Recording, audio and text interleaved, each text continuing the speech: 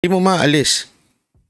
Feeling ko nga pananakot to eh. Para yung mga pupunta doon na Duterte supporter na alam naman natin may mga banta sa buhay. 'Di ba? Tapos magkakaroon ng ganyan. Nako, hindi ko talaga maintindihan. Ito hindi ko maintindihan bakit kayo praning na praning sa mga supporter ng Duterte. Praning na praning kayo kay Duterte. Napaulit-ulit naman niya sinabi. Ito paulit-ulit niya sinabi and we support that as Banateros. We support that. Ano sabi ni Pangulong Duterte? Pansinin niyo sa lahat ng mga vlogger, kaming mga Banateros lang ang nagsasabing, oo, ayaw din namin mag-resign si Marcos. Sa lahat ng mga vloggers, karamihan, di ba, gusto na pag-resignin si Marcos. Bakit to?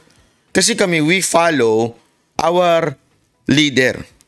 Ang pinuno ng aming revolusyon na si Pangulong Duterte, sinusundan namin. Sabi ni Pangulong Duterte,